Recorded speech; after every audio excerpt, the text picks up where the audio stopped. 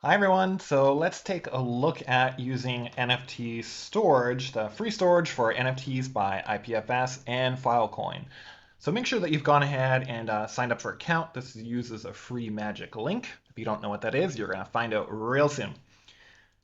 Then once that's done, you're going to be signed into a page that looks a little something like this. And this is all your files. And you can go ahead and upload a file, and please do that now.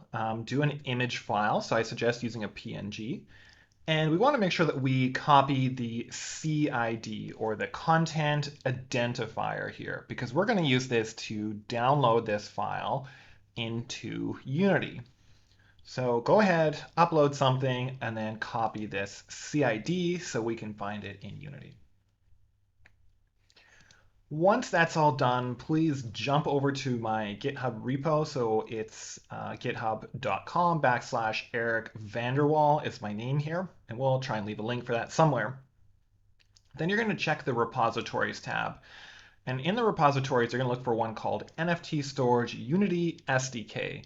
And this is used to connect Unity and NFT storage. You can go ahead to the Code tab and download it as a zip into your computer, and then go ahead and unzip the folder. I now have it unzipped. I'm going to open it up here. And this is basically a whole Unity project, or sort of the important parts of a Unity project, and we don't need much of it. We're just going to go into the assets, and we just want the one called NFT.Storage here. This is the actual SDK, and in the future I'll try and shrink this down a little bit. You will need Text Mesh Pro in your project, so I suggest you get that through Unity. You don't need any scenes or the data or anything else. You may need to use the WebGL copy and paste later if you want to do copy and pasting in WebGL. If you don't know what this is, don't worry about it. It's really not important. So we'll just grab the NFT storage part, and we can go ahead and drag this into Unity. Unity is just going to take a minute to recompile once it has everything in there. Then we can open up NFT.Storage, and we have two parts. We have examples and scripts. And you can delete the examples if you don't want any of the examples, but I would suggest keeping them just for now until you get pretty familiar with it. It's pretty lightweight. It just has two scenes, and it actually goes over pretty much what we're going to cover today. So if you're watching this today, go ahead, watch it, try and understand it. But for the most part, 99% of the same, it's going to be in these two scripts. And what we're going to cover here is how to download an image. That's why we needed the CID.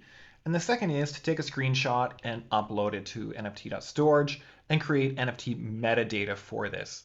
So we're going to need, when we create any sort of NFT through Unity or any NFT through any way, what we need is the image, essentially, and some metadata for it.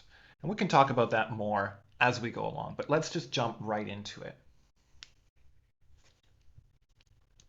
So in the scene I'm in, I'm just going to create an empty game object, and we can give it any kind of name we want. And don't give it this name. This is a horrible name, but let's call it download NFT image. Again, just call the script whatever you want. It really doesn't matter. This is just for us to have a little sample project to work with. Once that's ready, go ahead and open up in your code editor. Now I'm using Writer. You might be using Visual Studio or something similar to that. Anything that works with Unity and C# is the way to go. I'll just go ahead and remove the update function because I'm not going to be using it. So let's see, where are we going to start here? Let's start by just declaring a couple of variables that we might need. And I like to make everything serialized. If you've been following with my coding at all, you'll know that. So under serialized field, I'm going to try and access a button. So we're going to say private button, and I'll just call it button. And you're most likely going to get a little error here saying that you're not using the using statement. So we just want to make sure we're using unityengine.ui. So the reason we're going to do this is we're going to access a button in the scene. We want to know when it's been clicked. So that will be super helpful for us.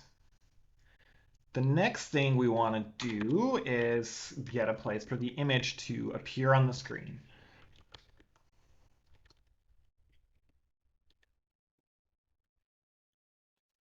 And we'll do it this way.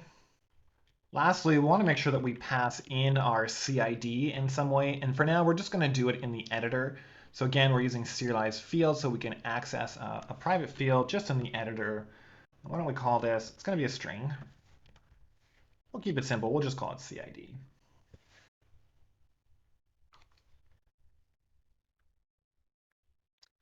Okay, so when we start the scene, we want to make sure that we get access to this buttons click. And there's all different kinds of ways of doing this in Unity, but I think doing it through code is probably the most straightforward way for me. So I'm going to do it like this. And we're just going to say button, which is this button variable here. On click, we're going to add a listener. And then once that's clicks, it's going to call this function. So we don't have a function even created here yet. So why don't we make one? We'll just private void download image. And I can't spell apparently while I'm talking. And yeah, so okay, this error has disappeared. So when we click this button, this function is going to be called.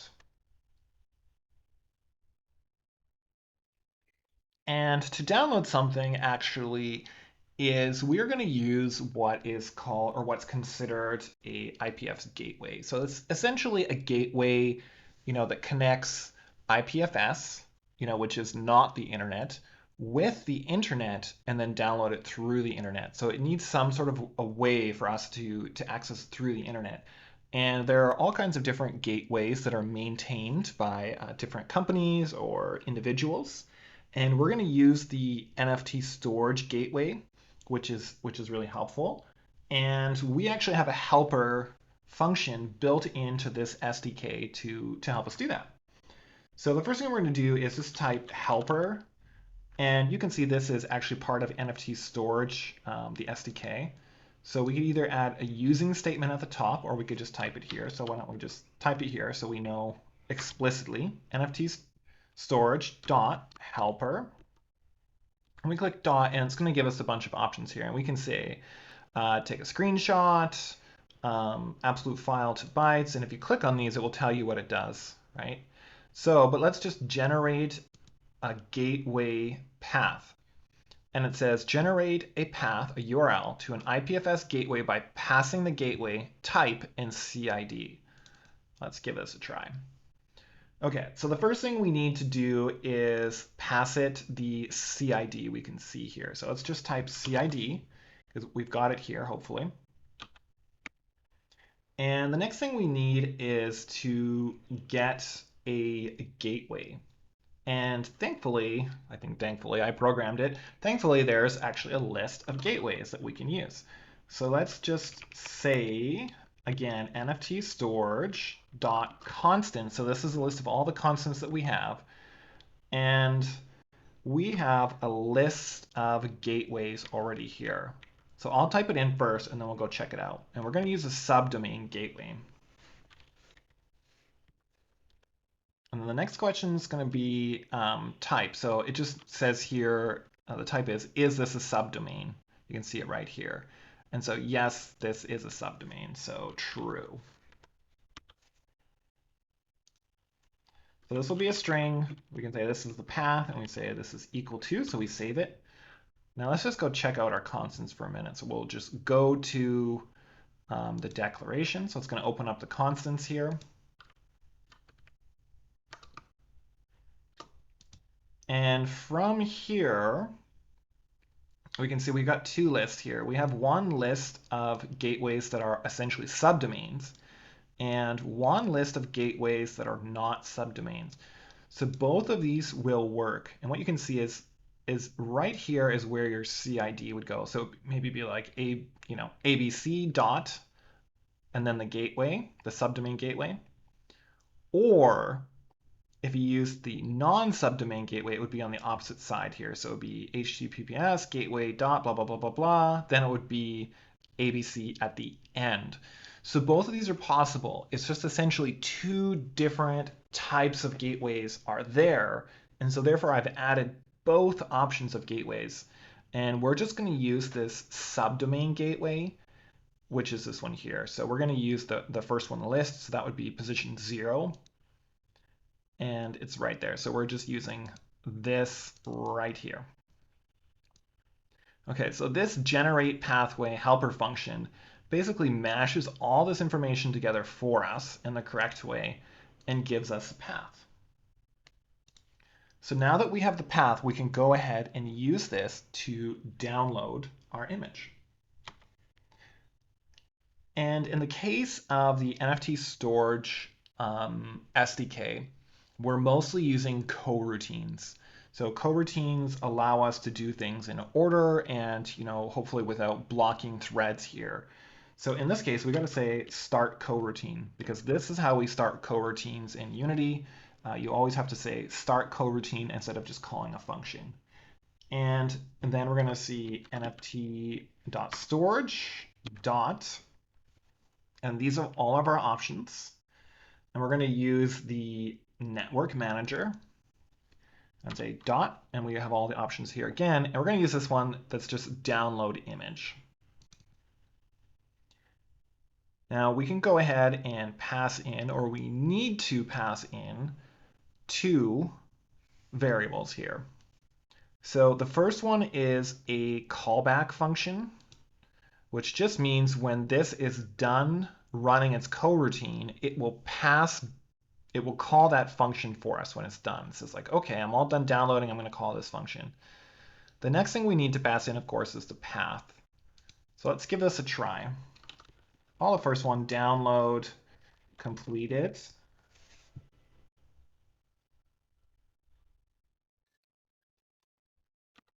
And then we're just going to give it the path like this. And of course, we're getting an error here because we haven't actually created this function yet. And depending on how smart your IDE is, it will give you the option to create this method. And so I've done it like this. It will automatically create one. But if you need to manually create one, you can do it. This is private void, the same name here. And you need to have a download response. And then you can give your download response whatever name you want to call it here, right? This is completely optional. So this will be called when it's all done downloading. So we can take a look. We'll go to the definition of download response, and we can see it's pretty straightforward. It basically just has a bool that says, yes, this was successful. If not, it's going to have an error message. And if it was successful, it's going to have a texture 2D. So we can just say if download response dot is successful, right? We could say is equal to true, but we don't need to say this in C#. We could just say, if this is true, then do something else, debug.log.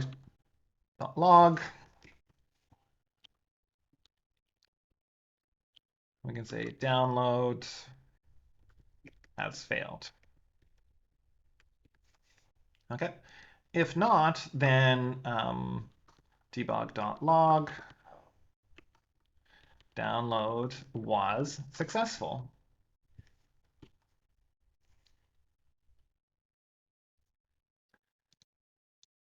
Okay, now once that's done, we want to make sure that we actually do something with this image.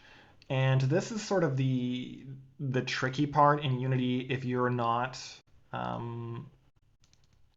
familiar with it already. Like this is something I had to look up, so don't expect to know this off the bat, even if you're a Unity developer, that's okay. But I'll just call this my texture. And I'm just doing this for clarity's sake, not because you necessarily need to. But then we can say our download response texture 2D. Now we just saved it in this variable called my texture. But a texture is not an image in Unity, so we need to change the texture to an image so we can display it on the screen. And to do that, we need, let's see here. Okay, so we already have the image here. Let's say image.sprite. We're going to save this as some sprites. And Unity adds a helper function called sprite create. And again, I had to look this up, but there's a lot of ways to generate things. But what we want to do is essentially pass it my texture. And then we're going to need to define the sprite parameters here. So to do that, it needs a rect, and the XY position is going to be at 0, 0. And then the width and size is just going to be the texture width and size.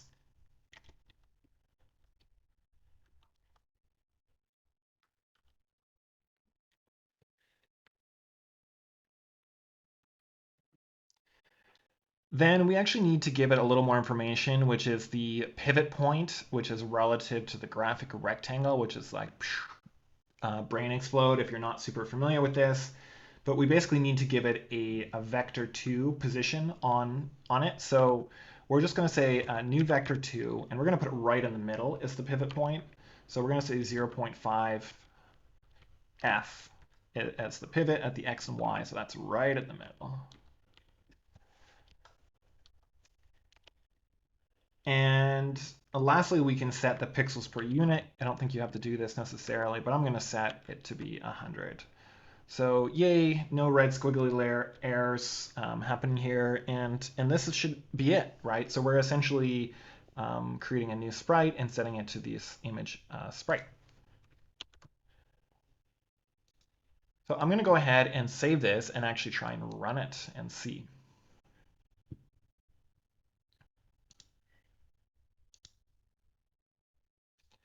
Okay, I lied. Before I can run this, I actually need to put something here, an image for it to show up and a button.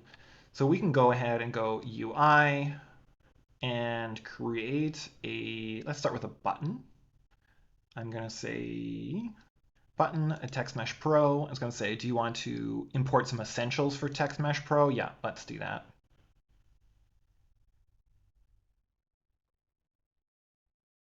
Can close this out. Now we got to make sure we drag this button in there. And we also need to create an empty image here. So we'll just choose image. And I'm going to hold the shift key, I think. Shift Alt. Yay, Shift Alt. So that's going to fill up the whole screen basically. And maybe we can give it a little padding here by saying, like, I don't know, 40 by 40 by 40 by 40, just so we can see like the screen behind. And now this is our image. So again, we need to make sure that we drag and drop our image in there. The last thing you want to do is copy and paste your CID that you got from NFT.Storage. And there we go. So again, I'm going to save this and hit play. No, I need to put the image, the button in front of the image, otherwise we can't click it. Then we'll hit play and hope for the best.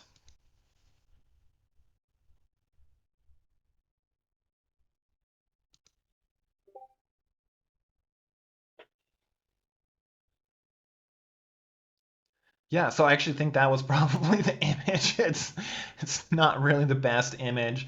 Maybe I should try one more here. Okay, I added a different CID here. Actually, the reason that I gave a question mark is because what I was trying to download was not an image, and then Unity didn't really know. So let's try again and see if this works with a real image. Okay, there we go. So it actually downloaded the images it should have. So there's a little plug for Build Club at Nervos. So yeah, there you go. Congratulations. And in just a couple of minutes, you've basically downloaded an image from IPFS using a gateway, and you've got it working in your Unity game. Now, what we want to do next is look at how to do the opposite. So let's take a screenshot and upload that, and then use that upload to make some metadata. This is a little bit more complicated, but we can still get it done pretty fast. So let's go ahead and start. Before we can go any farther with the Unity coding to upload an image and metadata, we need to get our API keys first. So it should have a name and an API key. So go ahead and copy out that entire API key and go back to Unity. And once you're in Unity, go to your NFT.Storage, go to your scripts, go to your constants, and then go ahead and open up your keys. So it should have a name and a key here. Make sure that you don't accidentally publish this to GitHub, as if you do that, then someone's going to steal your keys. So go ahead and save that. That needs to be done, otherwise it's going to throw some errors.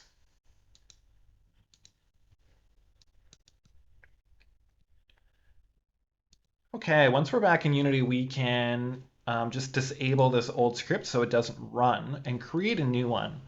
Let's call this capture image and upload. I like to be very verbose in my naming. I like it to say exactly what it's doing. We can edit the script. Again, I'm using Rider, and I'm going to remove the update function. Just like before, we are not using any update function. We're just doing everything in coroutines for us so that it does everything step by step the way it should in order.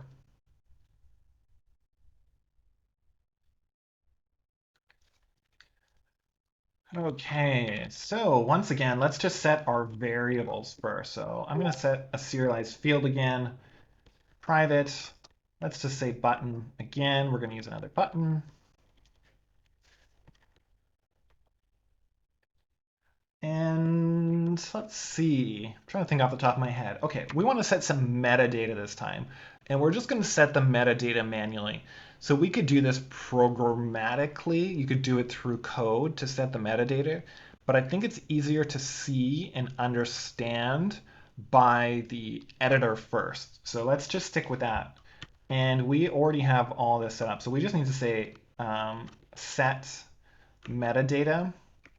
And then I'll just call it set metadata.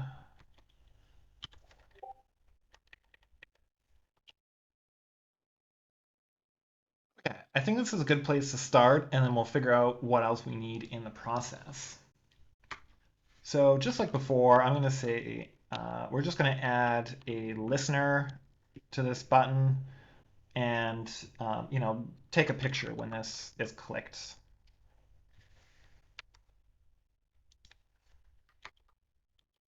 So we'll create a function for this called takePicture.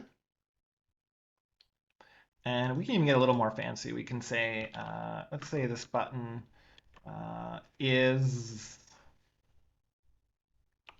button interactable is false. So when it starts, we disable the button so that people can't just keep clicking on it. And why don't we set ourselves a little debug log just for now, just so we know what's going on. We can check it easier. Just say button clicked, Then we're going to start a coroutine because everything runs in coroutines essentially with this SDK. And we have another helper that we can use here. I like to create helpers here so we don't have to sort of reinvent the wheel. So let's go NFT.Storage dot helpers. And we can look at the helpers here. So last time we used this generate gateway. So this time we're going to use this take a screenshot. And it will just help us to take a screenshot and then pass that back. So to do that, we will need some type of a callback function. So we need a function that will automatically be called when it's done. I'll call this callback on camera. And I'm going to let the IDE generate this for me. If you need to manually create this, it's going to be a private void. Nothing needs to come back, whatever you name the function. And this time it's going to be a byte array. We can call this whatever we want, like my bytes, but it will be a byte array.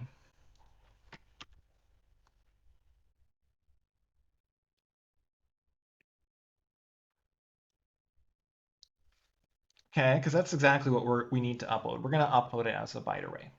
So the next thing we want to do is start another coroutine.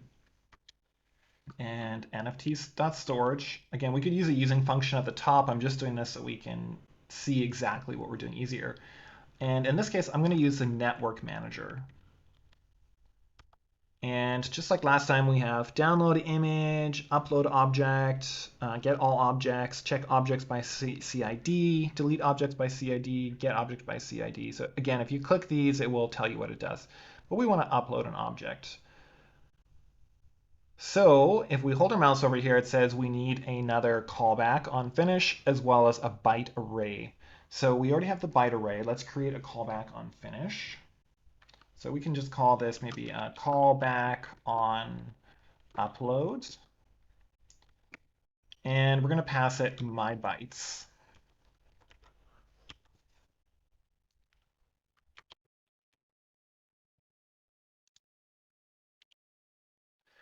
Okay, so again, I auto-generated this, but the type of response you need here is a data response. And I think if we hold our mouse over it, see here. Yeah, we can actually see the type here. I can't, oh yeah, I can't move my mouse. So you can see here the type it needs is data response. So that's how you know what to call here.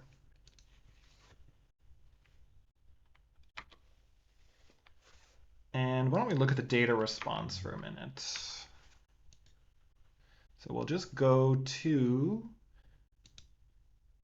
the declaration here, and you can see the data response actually has like a whole bunch of stuff that's passed back. So this is all the stuff that's passed back by NFT.Storage. And a lot of it, probably won't be relevant for what we really need to use, but it's all there and pre-set up as a class. So we can go ahead and close that.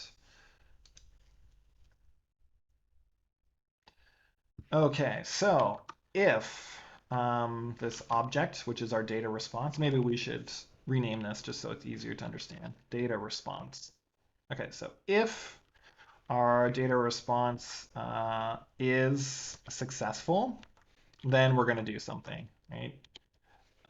Else, we want to do something else. And we definitely want to just set like a debug.log error message saying upload fail.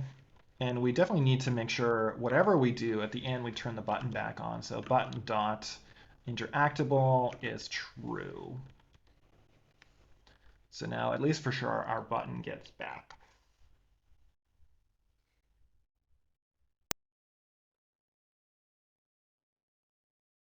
Next, we want to see what else we can do with this data response. And the data response is going to pass back essentially a list of values. So this is a list of all the information for each object we uploaded. So in this case, we only uploaded one object, so we only expect one value back. So we want to make sure a few things first. So it was successful. So yay, good. We want to say,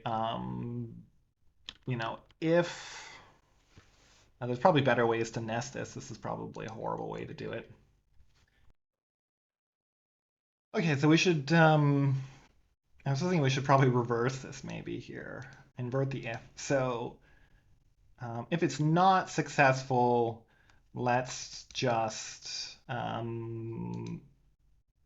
say it's failed, put the button back, and then just return to exit out of this. I think that's good.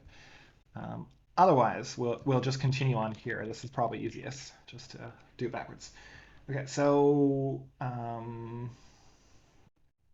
we can check, if we definitely want to check if the data response is not equal to null, and the we should say the data response dot value, sorry, is not equal to null, right? Just in case there was some sort of an issue. Okay, otherwise.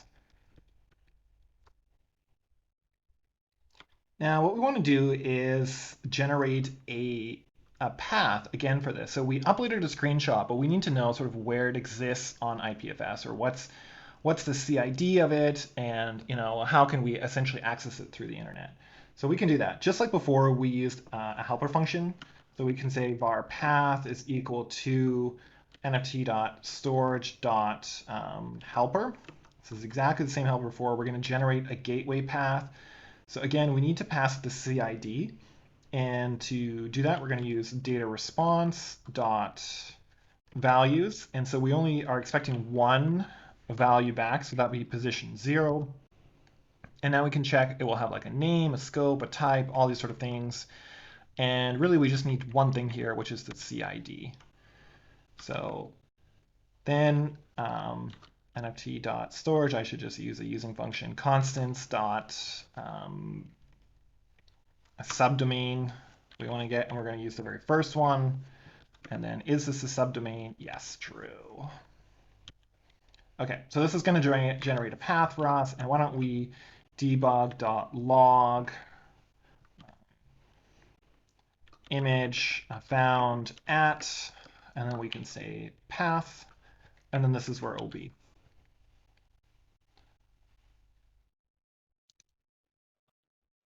And I guess, again, not super efficient coding here. We can fix that later, but we'll make sure that's on.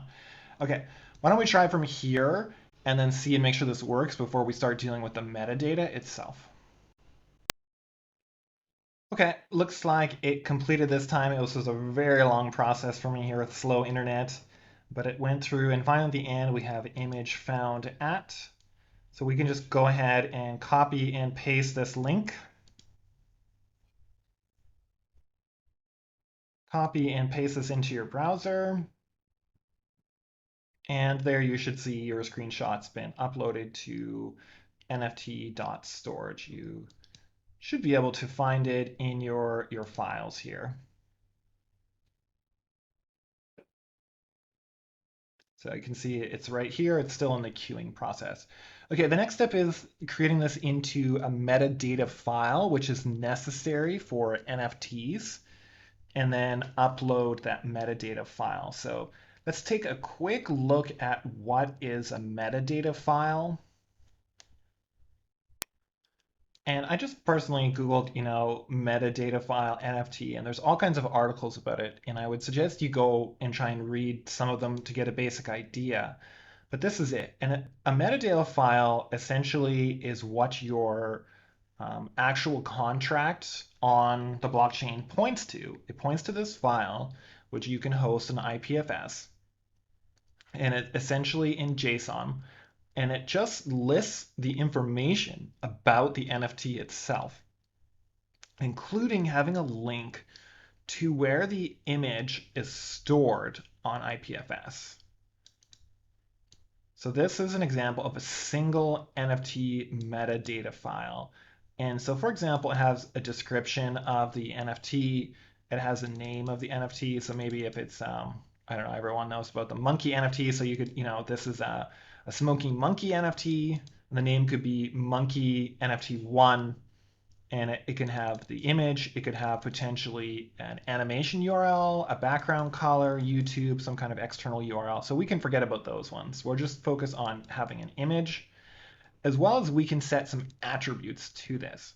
And now this is sort of the interesting part of where we could work with different things with video games, is the attribute could be you give a key value pair. So for example, maybe all of your NFTs have a color, and then the value would be red. Or maybe it would have a stat such as attack. So that the trait type would be attack, and the value would be like, 1, 2, 3, 4, or it could be like super massive or awesome, or whatever it is. So these attributes are not fixed, and how they are interpreted by your game is completely up to you. So when you read this NFT later down the line, you can say, okay, this NFT has, massive attack and it's red.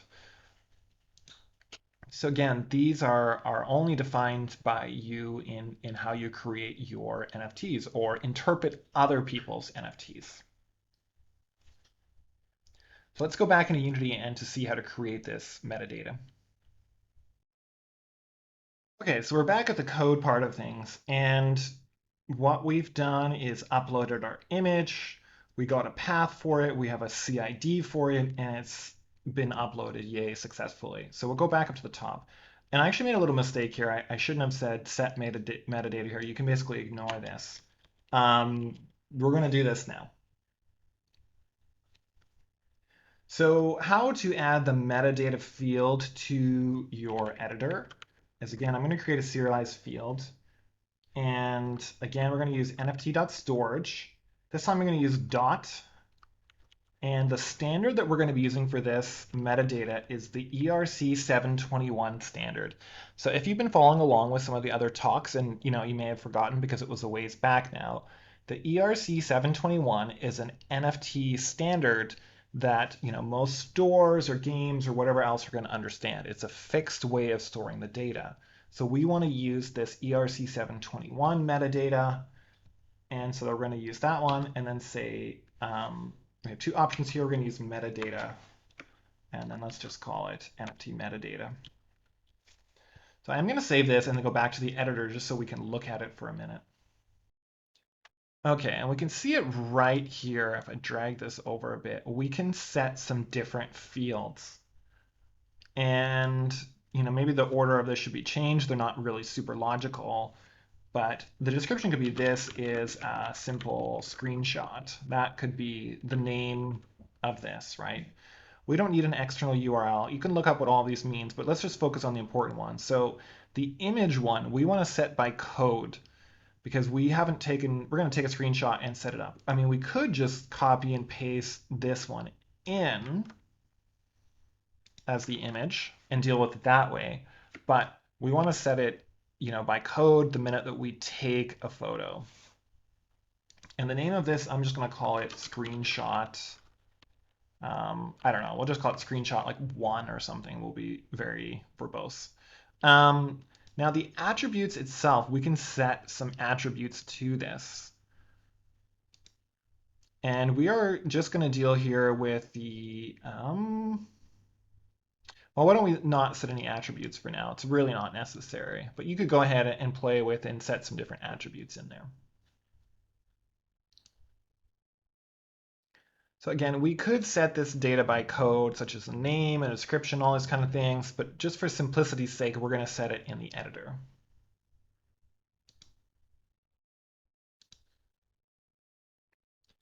Okay, we're way back down here when the button is interactable again. And the upload has happened. Let's set some more information. Okay, so we have this NFT metadata now. And we have, we want to set the IPFS. We're going to set the path, right? So we could either pass in a path and set it manually, or I could just set the CID. So I'm going to just pass it the CID, and it's going to do this for me. So it's data response dot values value 0 dot CID. So we don't have to go through this whole process of creating a path here if we don't want to. Right, we could comment this out because it's going to be done here. And we should probably include this in here. Okay, so we set the path.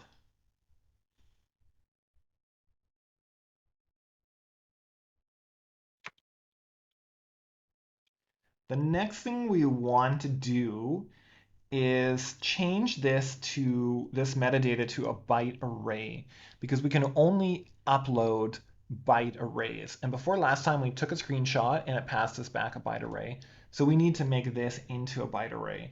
And thankfully, we created a helper function for this to make it easier. So why don't we say bytes. I think it's no S, right? So byte, we can say bytes is equal to, because that's the end result we want. So we're going to say NFT.Storage dot, and we're going to use the helper function again. And let's see here. We have one called ERC721 metadata 2 bytes. We can go ahead and pass the information in there. What are we going to pass in? Is we are just going to pass in this NFT metadata, right, that we have saved, NFT metadata, and it's going to give us the bytes. Now we can go ahead and upload those bytes. And we've already uploaded something before, right? Right here, upload object. So we can just copy and paste this. There's going to be no difference. We're going to start and call a coroutine, use the network manager, upload an object, have some sort of a callback, and we want to upload these bytes here. And maybe we should rename this. It's called like, I don't know, data to bytes or something. And we're going to need a different callback. We don't want to use the exact same callback because we'd be calling back itself here, which gets really confusing. So let's call back on metadata upload. Cool. And create a method for that. Right, so it's just going to have like a data response just like before. And just like here, let's just copy this out because it's going to be the same. So, and say data response. So if the data response is not successful, upload fail of metadata. If it is successful, then we're going to do something with it. And in this case, essentially the process is done. We just want to make sure that we know that it is done. So uploaded metadata successfully. I still can't spell and type. And the last thing we're going to need, though, is we still need a path to this metadata that we've uploaded. And why is that? It's because we need to use that metadata that we uploaded, and we need to pass it into our smart contract when we mint this NFT. So we're minting our new monkey NFT through Unity, or we're minting our new game item, or whatever it is, for example. When we mint that item, we need to pass it the metadata so it knows essentially what it's minting. It needs the picture, the data, the name, and everything else. So we need to make sure that we get that. And to do that, again, it's pretty straightforward. We just need to essentially generate a path, and we've already done this up here. So let's just steal this code again, put it down here. And just like before, we need the data response.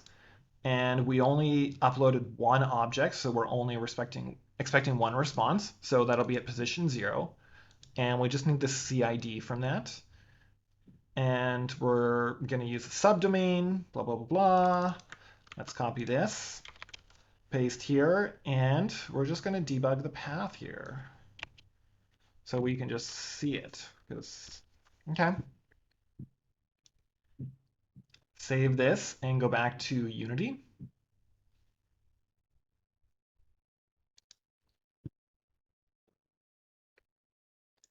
And let's do something to make sure this is unique.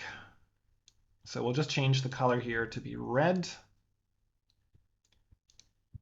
Save it and hit play and hope for the best.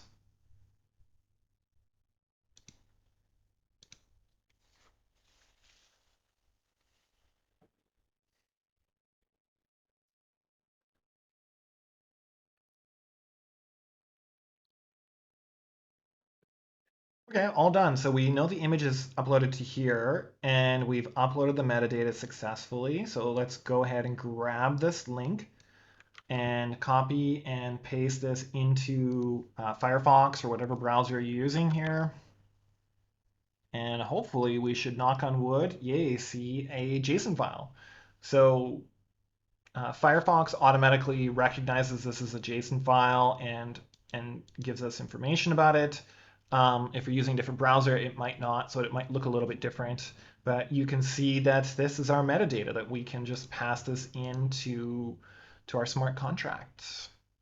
So there you go. You've gone through the whole process of both downloading something from NFT.Storage as well as taking a screenshot, uploading the image, creating a metadata, and then having this CID for that.